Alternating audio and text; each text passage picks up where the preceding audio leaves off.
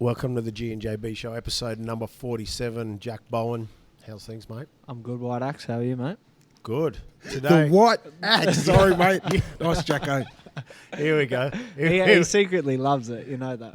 Does Mate. Yeah, a bit of a blast from the past for him. he? The white axe. Where's the memorabilia in this thing? What, the story? No, the memorabilia, the white axe memorabilia. Oh, no. Yeah, we should frame a Where big are the axe up trunks? there for you. Where are the trucks? Okay, we might delete this. Have you done that? Okay, let's move on from the white axe. Lote Tuqiri's with us today. How are you, mate? Good, Gaz. How are you, mate? How are you, boys? Excellent. Excellent. Good. Mate, LT, we're going deep. Yeah, we are. We want to know about your life story, mate. Happy to be here, mate. Where you grew up. I don't know if you can see his shirt, but he spilled his coffee just before he came on. Thanks, mate. Thank you. And I was getting a coffee for these blokes. Yeah, yeah. So, that's why I'm side on. Well hidden. Yeah. I'm hopeless with food and everything. I shouldn't let my kids eat in the car either. So, But you do? what I do. Do you? Do you? Yeah, of Amira, course. do you eat in the car? Do you eat in the car? Oh. Yeah. Yep. She actually got me a parking fine for sleeping me in the car with a speeding belt wrapped, a seat belt wrapped around her. I got $120 fine. She going to pay you back? She better. Few dishes, mate. All right, LT, mate. Were you born in Fiji or Australia? I was born in Fiji, so I came over here when I was a 3-year-old. I was born in Korolevu, which is on the main island, Viti Levu. It's on the western side, near probably the closest, biggest town to Korolevu. It's on the Coral Coast. Would be Singatoka. Yeah, mate. I grew up there. Not grew up. I spent 3 years there, and then I actually don't remember too much about that time. 0 to 3. It was. I don't know if you guys remember anything from 0 to 3. No, not too much. Not too much. So yeah, and then we moved over here for my father to come and play rugby union for a club called GPS, which is in Brisbane, in Ashgrove. Oh, so rugby's always been in your family. Dad was a player in Fiji, obviously. Yeah, I think he represented Queensland, Fiji junior, so maybe under 20s or 21s or something like that at the time. And then his brother, so my namesake, Lote Senior, was already here playing. I think he came over earlier and played with colleges, I think it was, and maybe teachers. And then he went over to GPS, and he got him over here after that for a few years, and then we subsequently came over after that, mate. So, yeah, as a family, we all moved over after he was here for a few months. Yeah, nice. Mate, so where did you land in Brisbane? We landed like a lot of people back then. We landed West End, so in the middle of the Greeks and the Italians and the Vietnamese and everything down there. Probably explains my love of Vietnamese bakeries. Oh, As you can tell, doesn't want to I feed. really looked after myself since I finished footy. Mate, so then when did footy start in your life? It's always been there, mate. It's always been a constant. Obviously, my dad played. Vivid memories of my dad, my uncles at GPS over at Ashgrove. Going in the sheds, watching the footy from the sideline. It's always been a part of what my makeup, my family. As long as I can remember, really, mate. The liniment, I remember the studs. Do you remember the steel studs, or the metal studs on the concrete? Oh, the best sound. So good when you're a young bloke, yeah? Yeah. So that was all pretty cool. And then just watching footy since, and as a young guy, and as growing up in Brisbane, in Queensland, sort of get indoctrinated into rugby league. Yeah. I guess if I was playing or grew up in New Zealand, I probably would have grew up watching the All Blacks, which I still did, but wanted to be a rugby union player. But here, everything was rugby. I remember supporting Mal Meninga because we lived in West End initially, so we had to go for Souths. Yeah. South Magpies. So Meninga was playing there at that I time. don't know whether he was, but I remember them being my team. My brother went with the Manly Seagulls. Yeah. And with there's some photos still, I think, running around of us in their different jumpers. So that was pretty cool. So where did you go to school? I started there, and then when we got a little bit older, we moved out to Logan. Oh yeah. So we moved out to Woodridge.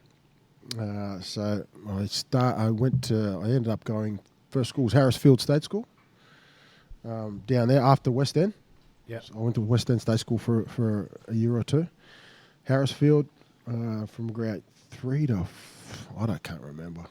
Yeah, Pretty right. bad, isn't it? And then after Harrisfield, I went to Southside Christian College, which is now Brisbane Christian College down the road here, is it? Yeah, it's not far from here. Yeah. Yeah. So I went there from about grade 4 or 5 till 8. Grade 8, I started at Sunnybank State High School. And you stayed there?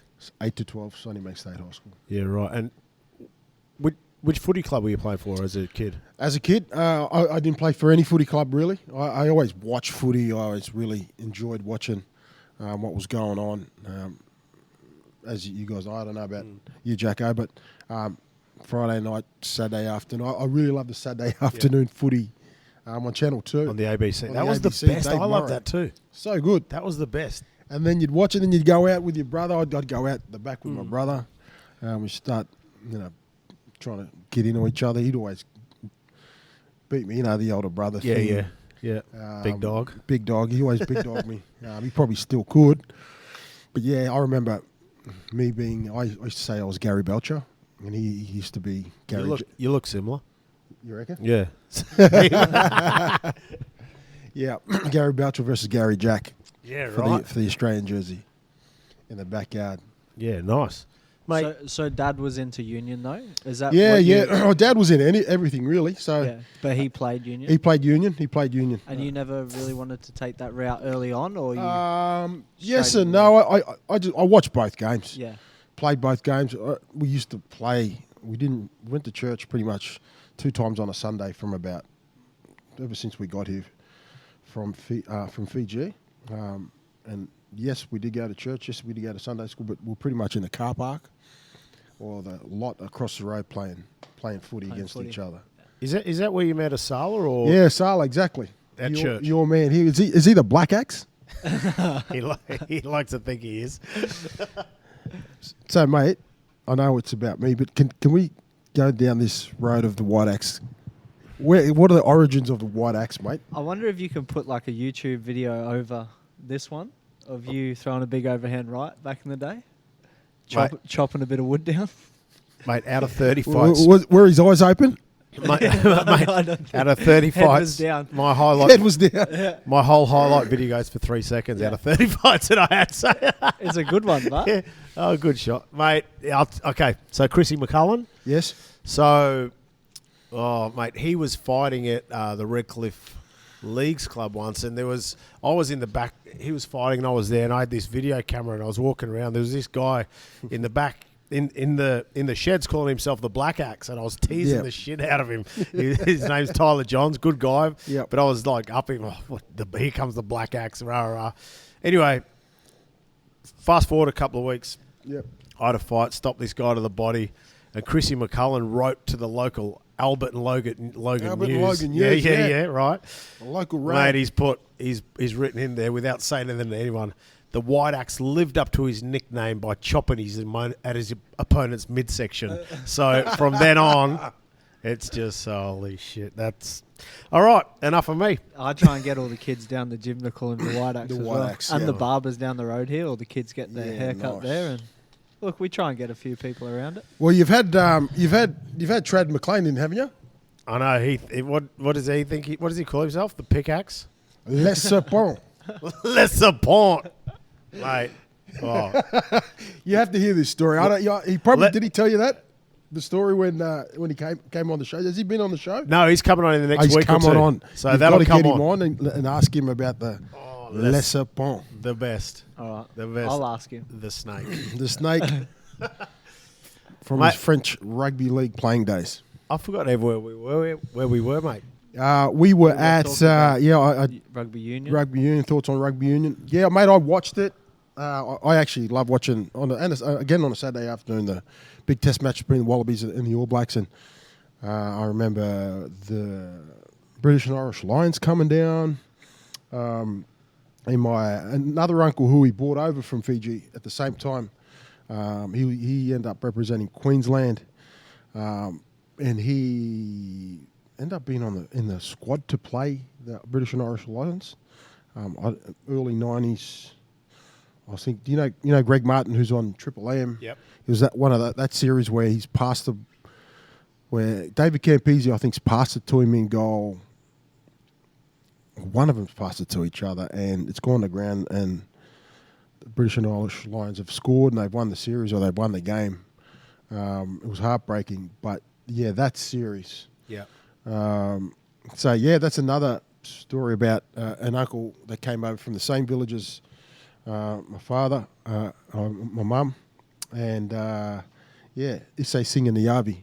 And his son is Ratu, but we call him Nemani Nandolo, who's playing at the Waratahs at the moment. Yeah, right. So his family came over as well.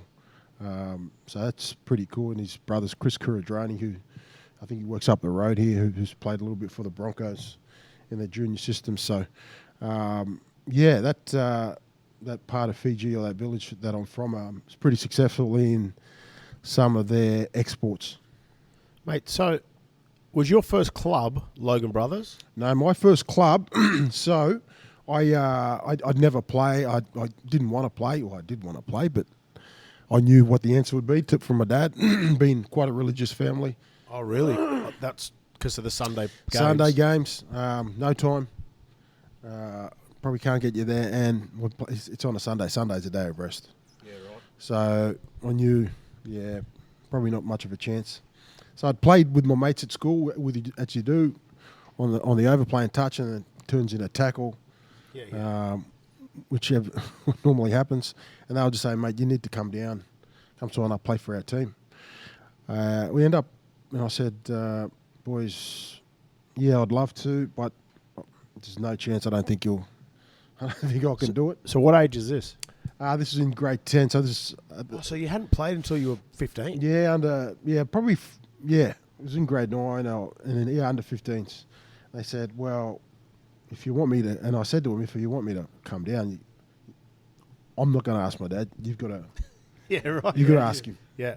So I don't know what happened. I think one of the boys got their parents or someone to talk to, or the coach came to talk to my dad via the phone, the old phone, the old the dial-up phone with a lock in the corner. Did you even remember that, Jacko? No, I didn't have them. We got a young pup on the show here. Yeah. And then, so they called him in, I don't know how, but got him across the line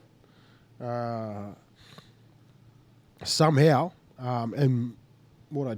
So I started under 15s, South Sunnybank Magpies, which is down the road as well. Oh, is that where you started? Yeah, right. Yeah, South Sunnybank, under 15s. We went through that year undefeated. I started in the front row. I was just worry, tall front rower, under 15, beat Div 2. Did you play with Bronco? Do you know Bronco, Neil Shave? Neil Shave. No, I know that name. Might be a bit older than you. I know that name. Yep. But there was a few good kids down there. Yeah. Jonathan Thurston was down there at the time, obviously a lot younger than me. Yeah. Coming from South Sunnybank. And then, a year there. But I think some of the prerequisites then of playing, it was like I think my dad said, you've got to find your own way to training. So I was catching train, or the coach was picking me up to go to training. And then the rego fees, my dad said, do your best. You had to come if up you with the want money it. No, yourself? not me, but he said to the coach, if you want him to play, we can't afford it. Yeah, can't afford it. So coach ended up paying my rego fees. Back then, I think he just used to put $10 a game or something. Yeah, like right. that. Okay, yeah. Used to bring in. So that's what would happen. But that coach back at the time, Rod Singleton was his name. Lovely bloke. If you see this, Rod, mate, love you, buddy. I haven't seen him for a long time. Really? Yeah. So and then anything you needed, Rod. So I think I mowed his lawn about 5 or 6 times that year. Yeah. All that sort of stuff you do, which was good. Trained really hard as under 15-year-old. Won that competition, and yeah, we went through undefeated. So when did you start getting looked at, like by bigger clubs? Yeah, I think at the end of that under 15 year, I think back then it was 90. I'm going to say 94. Jack, when were you born, mate? I was -2. -2. 94. Wasn't even a thought. 94 or 95. Yeah, right. And I think the Crushers, South Queensland Crushers, were sniffing in and around the club. I think I may have had a little bit of interest, but I was Div 2. Now I know. Now I think about it, and I was playing in the front row. But yeah, nothing sort of transpired there. And then the next year was under 16s. We disbanded. Boys didn't want to play anymore. They'd won their premiership. So then I lived up the road from Brothers Logan, South Logan now. What is it? Yeah. Logan Brothers. Back then it was Brothers St Paul's. Yeah. Now, Logan Brothers. Logan now, I Brothers. think, Back then it was Brothers St Paul's. yeah. So I used to just walk the train and walk back. It was probably easier. I should have probably played there. I went up to Div 1 and I was playing in the centres. I was playing in the backs. Ended up making Southeast Division, coached by Anthony Griffin. Oh, really? Yeah. Under 16s back then. And it was a pretty good team. And I think interest probably started then. And then I ended up playing in a semi-final against Wynnum. Over at Wynnum, I think we may have lost. Wynnum were a gun team. After the game, Phil Hall comes over, who was a Broncos scout. They've named a few of the competitions after him now, which he's still around, and said, mate, would you mind from the Broncos, this, that, and the other? Would you mind if we gave you a call? And Cyril will give you a call tomorrow about maybe putting you on a scholarship. And, mate, I was chuffed. I was over the moon. I didn't even expect it. I didn't even know anyone was even there or watching. Or Were you, while you were playing, was it ever in your mind that this can be my career? Or were you just playing Not footy? as a young bloke, no. I was just playing, mate. Just playing for the fun of it, playing for the love of it. Just trying to enjoy myself, have fun. Yeah. Win games, compete. And, I think they probably saw a little bit of that. Yeah. I don't know. And then next day, Cyril calls my uncle's house because I don't know if we had a phone back home back then. Yeah, right. So I calls my uncle's house. I told him to give him this phone number, and then we go from there. It was pretty cool. But that's when the work started, I guess, because they get a lot of their kids. They sign them up, and then they just see how they go over the next 16 to 17. Yeah. See how they go. I was lucky enough to be in a time, I think it was 96. Jack, was that when you were born, mate? I was born 96, mate. That was when I was in grade 12. I'm not even getting this fucking conversation, mate. Grade 12, and then at the end of that year, I ended up getting invited to a camp as a 17-year-old with, the boom youngsters of that era. So they went to a camp. I distinctly remember it was a Broncos camp. Went out to the Gap, which is a stupid run out here that the Broncos used to do. I think they may do that now again because Kevy's back. Kevy used to kill it. I'm pretty sure they do still do that. Yeah, it's a Yeah, nine. 'cause nine Tom Flegler was talking about Does he? some big run they had to do. I'm pretty sure it was the Gap, eh? Yeah, so it's about 8 to 9, maybe even 10-kilometre run, but it's just up Yeah. and down, and this first hill just winds. No love for the big Fijian? No, you've seen me go up a hill, Gareth. Oh, the old gym. Slowly. That old gym hill's pretty tough too. Dog shit, that one. Yeah. And the stairs at the end of it. Oh my God. Have you ever run it? What? Have you ever run up I it? invented oh, it, mate. okay, yeah, right. The White Axe has done it, mate. Yeah. He's chopping trees out the back there, bruss. Oh, I actually cleared it, so there's a path. Yeah, so that thing used to go forever. That first, it just winded. Every time you got to a certain spot, you're thinking, surely there's another. You got to be coming down the other side. Yeah. Nah, it winds around again. I reckon the first, it's not that far. The first hill it was about 1 kilometre, but it just winds and steep. Zaps you for the whole run though. Yeah, it just zaps yeah, you. yeah. The first bit just zaps the hell out of you.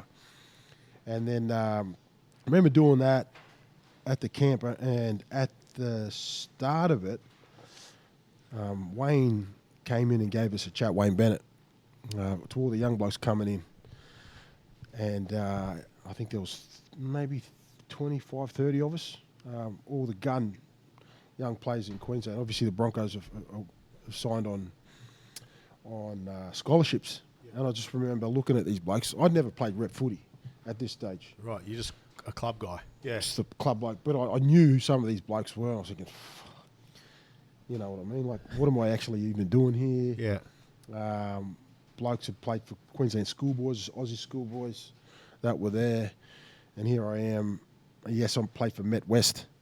Yeah, and that was your big. That was my big rep tick. Yeah. And then I thought, and Wayne gave the chat about out of this group. I distinctly remember one thing that he said: out of this group, there'd only be maybe 1 or 2 year max that'll end up playing first grade. And I thought to myself, looking around, oh wow, there's blokes here that have played, as I said before, played for Queensland schoolboys, Aussie schoolboys for 2 years in a row now. Been from 16. I thought I'm going to either have to pull my finger out or just do what I need to do. And that sort of gave me the impetus to still say to myself, well, I'm here now. I could make a good fist of this, but this is where I need to be and this is where I need to go.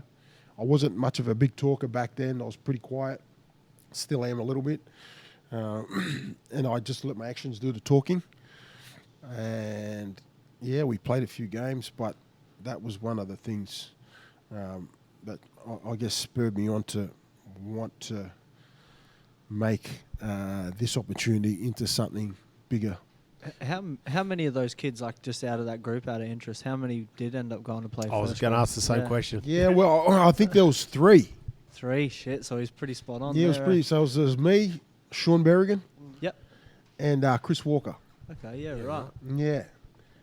So that was it was pretty spot on. It's funny how you can still hear that message in your head. Like I remember going on an AIS camp when I was 17, had a similar kind of thing. A coach, I'd heard it through another coach, got back to me, you know, this kid won't make it. And then out of all those boys, I'm the one still There you doing go. it. You know what I mean? Yeah. I think you remember the person too.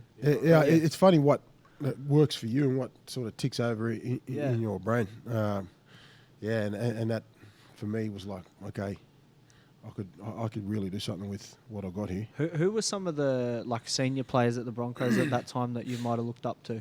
Yeah, well, funny you say that, mate. I remember being at the bottom. So you start off at the bottom of this range, and obviously got there early. Doesn't happen a lot with me. But like so, the senior players they were going great guns. 96 that was. So I think they obviously played finals. They were right in the middle of their era. So was Kevy Kevy's playing, Alf's playing, they're all their big guns That's of the time. So they've won 92, 93 back to back. Their big guns are still there. Lazarus, Shane Webke, I think it maybe played a year. Gilly.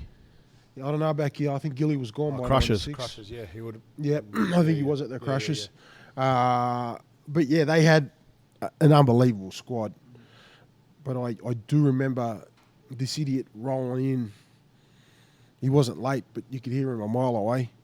He rolled in, pumping the tunes, windows down, Me Against the World, 2-pack pumping. Wendell Sailors rolled in. Everyone's just looked, here he is. And he's a 17-year-old kid too? No, he was playing. Oh, he was already playing first grade. Right? First grade. But I just remember that and I was thinking, okay, He's actually pretty cool, old Big Dell, and he knew and wanted everyone to know me against the world, baby. He had the big earrings on. I think he thought, and probably still thinks, he was like Deion Sanders or something like that. Got the gold. He's looking good, and he's looking ripped back in the day. Mate, so where did he come from? He come from up north, Serena. Serena. So Yeah, I think he was in the squad in that 1993 squad that they.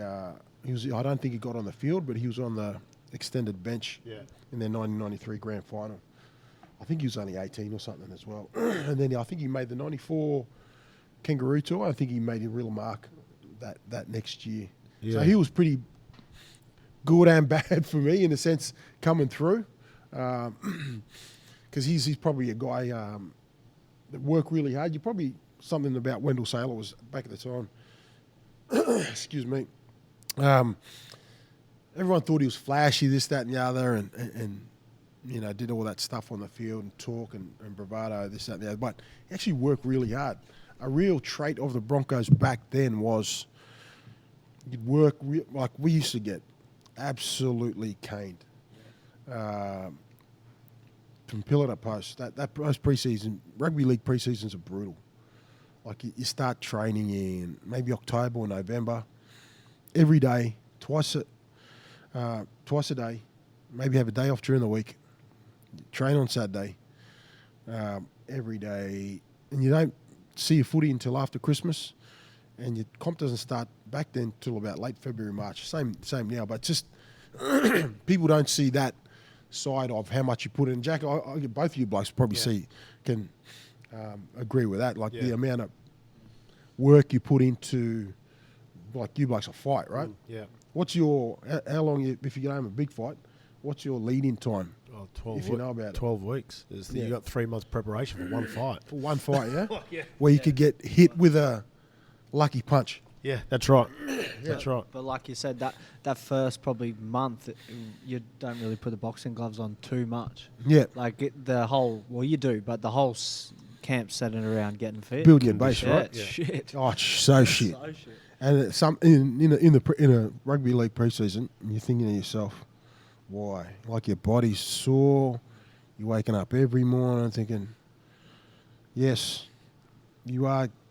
When you're young, you're not getting paid like, Kevy, Alf, Bradthorne, and Wendell Saylor. And you're like, and even their money then wasn't anything like it is today. No, not at all. So, it's all, I guess, relative, but at the same time, you're like, this is a tough sport to be in. And I reckon it's gotten tougher. Yeah? Yeah. Just from that. You watch it now. In the way of professionalism, or I wouldn't say it's, I don't know, tougher in what way do you mean? I mean, all the guys now are really conditioned. Yeah. Not to say they weren't back then. I guess all the guys, proper professional athletes. Yeah. Not to say we weren't back then, but guys are faster. Guys have got better skill. They train that craft really well. There's not too many stoppages in their game now. They go set for set. They sort of really get in the grind. They work really hard. So guys are going faster into the line, really sprinting into a line. They're fitter, I reckon. The bodies are different. The bodies are hard. Yeah, it's a totally different game, isn't it? Like when you said before, it's tougher now. Yeah, like you said, but that professionalism they're just finely tuned athletes now. They have to live that life. They have to live that life. 12 months a year. That's the way it is. Yeah, it's tough. It's tough for a young kid coming through. And that's the sacrifices you do have to make now, I think. Whereas your mates, if you're 19, 20, say you're Selwyn Cobbo or one of the young kids coming through at the Broncos, all your mates are going out, they're having a good time. Yep. And you're the same age, and you want to do the same things. But that's the sacrifices you have to make. And unfortunately, with the way the game gets covered, they say, yeah, the press pays you. Yes, they do, but I think, yeah, I think they could also cover some positive stuff rather than all the negative. Yeah. Yeah, they seem to So dwell on the negative They stories. do, don't they do. So they've just got to be, sadly, they've got to have an old head on a 19, 20-year-old shoulder. Yeah. Shoulders now. It's sad, but we, as a public, judge these kids on, say, I'm mid-40s now, 56-year-olds around what they know now rather than what they knew when they were 18 or 19, Yeah. if you know what I mean? Yeah. And that's what gets left behind at times. But I know that, young kids at every club now, in the NRL, which is good, there's a good education system around what's expected and what's not. If you get a good upbringing, you know how to behave. And all that stuff around, even social media now, is huge. And they've got some good education in and around how to sort of work around that. Mate, can I go back to the first time you got a tap on the shoulder from Wayne Bennett, said you're in the side? Yep. What are your thoughts? What are your feelings? Because that's a feeling I always wanted, never had. I want you to tell us, mate. That must have been crazy, brilliant, but shitting yourself, everything. Yeah, everything. I can't distinctly remember the tap. I remember being, as you said, mate. You said I'd done the preseason and I was in and around and part of it. My first game was against the Sharks here at ANZ Stadium up the road, which is Cusack. I don't know what they call it now. Yeah. That's when the Broncos were back there against the Sharks. I don't know if it was round 1 or 2. I can't remember, but I was on the bench. And that just the anticipation of the week and being a Bronco, obviously, and being there's a lot of press up here, right? With the Broncos being a one-team town back then. Scary, exciting, nervous. All that sort of rolled into one. But I was not confident, but I was confident in the guys in and around me. I think Wayne gets teams gelled that well together in an off-season that you can really be confident in the guys and the whole squad in and around you. And I was really lucky, obviously. My debut was in 1999. Jack, you were 3. I keep going back to Jack's age here. Good math. And then, and the Broncos had just come off a premiership in 98. They went back-to-back, 97, 98. Super League 97, 98. They won the whole thing. So I come into a system that was really firing. Did you play Super League year? I played the Colts. So Right. they had a national competition for the Super League under 17s and 19s. So I played that, and then in 18 I debuted for the Broncos. Mate. I think some of it goes through your head about what this club is and what that club represents. And you're actually going to be on that field with your heroes, you know what I mean? Yeah. Alan Langer, Kevin Walters, Brad Thorne, Gordon Tallis, Tony Carroll, Darren Lockyer. The list goes on. Wendell Saylor. So I was like, I was confident in my ability, but even more confident in the guys in and around me that were obviously there already, and they did their job. And what was tough about that year was I came into the team, and I think Broncos lost the first, don't quote me, 7 or 8 games of the 99 season by small amounts. Yeah. You're in the game, but not winning. Yeah. And I think, I don't know when this will go to air, but I think Tim Sheen's made mention of that in the game that's just played. They haven't won a game yet, and he sort of says the same thing around, look at the Broncos in 99. They hadn't won. Yeah. They lost their first 7 or 8 games. And it was tough. It was tough coming into that. But a thing Wayne did really well, I thought, was, we look in, we don't look out. If we're going to solve it, we solve it by looking in. Like, here, this is the group that's going to solve it, and this is what we're going to do together. We just got to stay on it, stay on the grind, believe in what we want to do and what we're trying to do. And the belief was big around that. And we end up not losing a game for, I don't know. We go undefeated until maybe the last game of the season. We get in the top 8, lose the first game, but our tank was empty by just getting to those finals. Mate, what you mentioned Wayne? What's his best asset? Oh, how does he keep showing up? I think his best asset is how he puts a team together and how they play for each other. I think